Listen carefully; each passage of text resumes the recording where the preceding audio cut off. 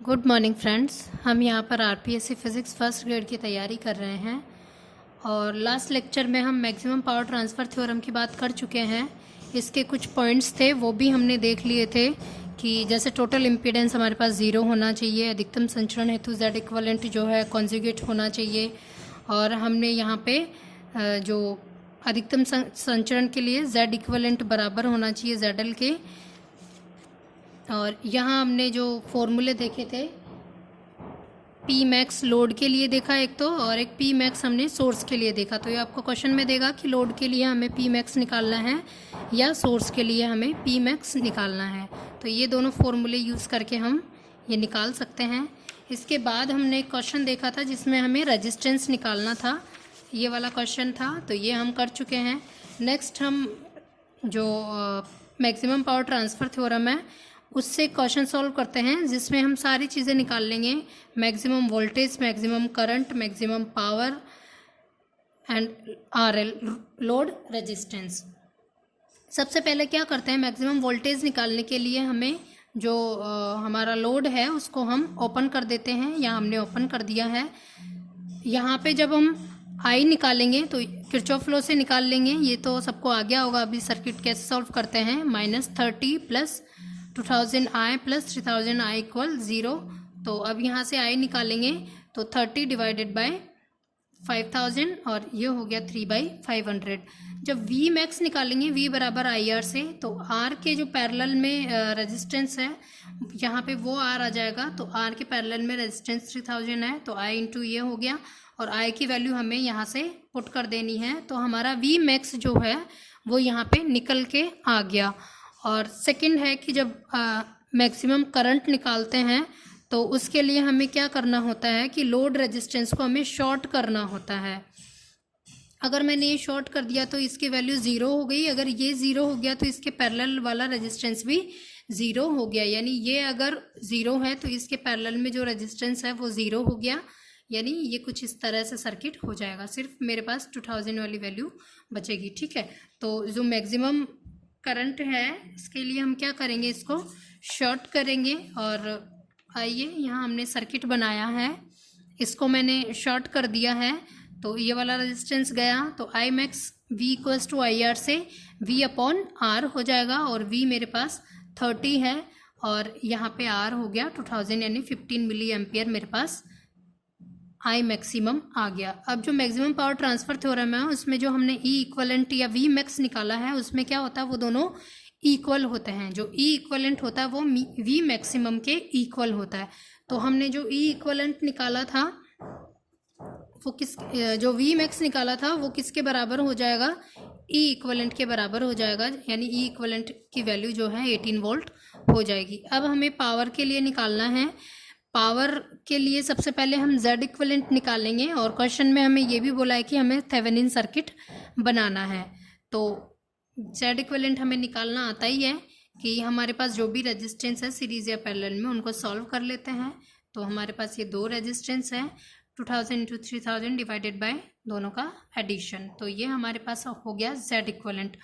और maximum power transfer theorem में हमने बात करी थी कि Z इक्वलेंट बराबर होता है ZL के। ठीक है, तो ये Z इक्विवेलेंट बराबर हो जाएगा ZL के। और यहाँ पे जो अधिकतम शक्ति संचरण हेतु टोटल इम्पीडेंस 0 होता है, ये भी चीज़ ध्यान रखनी है। ठीक है, तो जो मेरा हो गया ZL बराबर ये मेरे पास Z इक्विवेलेंट या ZL हो गया। अब यहाँ पे हम क्या बनाते हैं, थेवेनिन सर्किट बनाते हैं। तो थेवेनिन सर्किट में यहाँ पे तो VTH यानी थेवेनिन वोल्टेज, और यहाँ पे Z इक्विवेलेंट जो भी आता है वो, और यहाँ पे RL, और ये दोनों बराबर होंगे मैक्सिमम पावर के केस में। तो यहाँ पे ये हमने थेवेनिन सर्किट बना दिया है। अब क्वेश्चन में आपको बोला है कि किस पर लोड प्रतिरोध पर आपको P मैक्स निकालना है, किस पर निकालना है, लोड पर आपको P मैक्स निकालना है। तो लोड वाले फॉर्मूले में 1/4 है, तो आपके पास ये सारी वैल्यूज़ है। तो यहाँ पे फॉर्मूले में सिर्फ वैल्यू पुट करेंगे और हम इस क्वेश्चन को सॉल्व कर लेंगे। तो इस तरीके से ये क्वेश्चन सॉल्व होता है।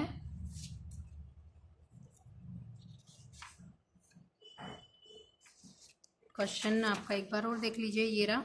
इसमें हमें अधिकतम वोल्टेज पूछा, वो हमने निकाल लिया, अधिकतम धारा हमने निकाल ली है, अधिकतम शक्ति लोड प्रतिरोध यानी एल पर हमें लोड पर मैक्सिमम पावर पूछी थी और थेवेनिन सर्किट बनाना बताया था पूछा था, तो वो हमने बना लिया है। तो इस तरीके से ये क्वेश्चन सोल्व होता है। नेक्स्ट आपका जो आरपीएससी में पूछा हुआ क्वेश्चन है वो मैं आपको करवा रही हूँ। क्वेश्चन है कि दिए गए परिपथ में अधिकतम शक्ति का संचरण हो तो लोड प्रतिबाधा और प्रत्यावर्ती घटक का मान ज्ञात कीजिए। तो आपको जो पूछा था आरपीएससी ने सिर्फ लोड प्रतिरोध का मान पूछा था और कुछ नहीं। तो लोड प्रतिरोध यहाँ क्या होता है, कॉन्जुगेट होता है ZL का और कुछ नहीं है। तो ये हमारा ZL है, ये हमारा RL है। लोड प्रतिरोध पूछ रहा है तो ये इसका कॉन्जुगेट हो जाएगा यानी 5 - 3 आयोटा हो जाएगा। तो ये आपका क्वेश्चन पूछा हुआ है। और यहाँ से हम प्रत्यावर्ती घटक XC पता ही है आपको 1/C ओमेगा होता है और C = 1/, इसको इधर लेकर आए तो 3 ओमेगा हो गया, ओमेगा 2πf होता है। और AC के लिए F की वैल्यू 50 हर्ट्ज होती है। तो यहाँ F की वैल्यू 50 पुट करेंगे और यहाँ पे हम जो कैपेसिटेंस है वो निकाल लेंगे यानी प्रत्यावर्ती घटक का मान हम निकाल लेंगे। ठीक है, अब नेक्स्ट आपका एक ये क्वेश्चन है तो इसको आपको खुद को सॉल्व करना है। एक तरफ वोल्टेज सोर्स है और एक तरफ करंट सोर्स है। ये मैं आपको करवा चुकी हूँ इस टाइप का क्वेश्चन।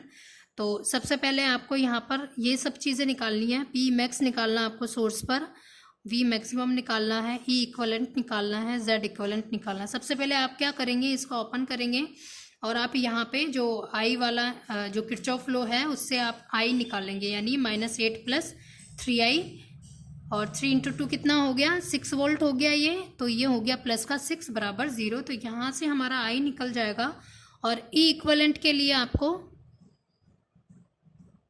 क्या करना है कि या तो E - IR लगाइएगा या फिर E + IR लगाइएगा। अगर हम करंट के डायरेक्शन में यहाँ हाई वोल्टेज की तरफ से चल रहे हैं तो माइनस वाली चीज़ लगेगी यानी 8 - I की वैल्यू जो आएगी ×R3। तो इस तरह से आपका E इक्वलेंट निकल जाएगा। और Z इक्वलेंट जब हम इसको ओपन करेंगे तो ये वैसे ही 3 × 2 / 3 + 2 निकल जाएगा। और V मैक्स जो है इक्वल होता है इक्वलेंट के और I मैक्स हो जाएगा E इक्वलेंट / Z इक्वलेंट। और सोर्स के लिए जो फॉर्मूला होता है पावर जब निकालते हैं तो वो होता है E इक्वलेंट का स्क्वायर / 2RL होता है। ठीक है, तो इस तरह से हम ये क्वेश्चन भी सॉल्व कर लेंगे। और आपका जो ये टॉपिक है थ्योरम्स वाला वो आज यहीं पर ख़त्म होता है। उसके बाद हम जो स्टार्ट करेंगे वो न्यू चैप्टर या न्यू यूनिट स्टार्ट करेंगे जो कि आपकी है सेमीकंडक्टर। तो यहाँ तक किसी को कोई प्रॉब्लम हो तो वो पूछ सकता है कमेंट करके। और जितना भी मैंने करवा दिया है उसमें से आपके आरपीएससी में 2 या 3 क्वेश्चन हमेशा पूछे जाते हैं। तो बहुत इम्पोर्टेंट है ये टॉपिक थ्योरम्स वाला और इससे पहले जो हमने करा था। आज के लिए इतना ही। वीडियो पसंद आया हो तो लाइक एंड सब्सक्राइब कीजिएगा। Thank you.